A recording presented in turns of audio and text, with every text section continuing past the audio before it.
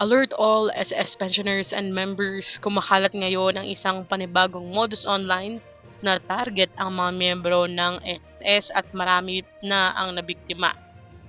May mga mensahe at link na nagpapanggap na may government subsidy gift daw kapalit ng pagsagot sa isang questionnaire.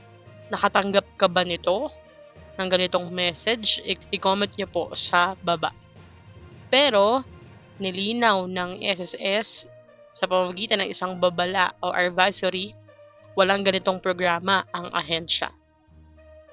Ayon sa Social Security System, ang kumakalat na link ay bahagi ng isang phishing scam.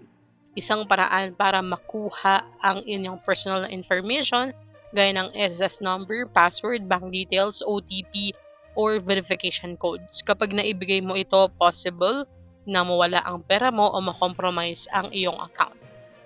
Kaya kung may natanggap kang ganitong mensahe, sagutan ang questionnaire para makatanggap ng subsidy, wag na wag mong i-click. Wag kang magbibigay ng kahit na anong personal information. Reminder po para makasigurado, ang official website lang ng SSS ay www.sss.gov.ph.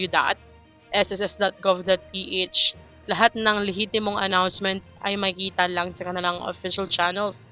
Kung kaduda-duda, mag-double check muna bago mag-click. Sa panahon po ngayon, kahit mukhang legit ang message, minsan may logo pa yan. Hindi ibig sabihin po na totoo yan. Mas mabuting maging mapanuri, i-research muna kaysa magsisi sa huli. Kung may kakilala po na maaaring maging biktima nito, i-share agad ang video para makaiwas sila. At para sa iba pang updates tungkol sa SSS at mga importanteng balita, i-like, share, and subscribe po ang ating channel na Chaz Infos and Updates. And of course, i-follow din po yung official channels ng SSS mismo.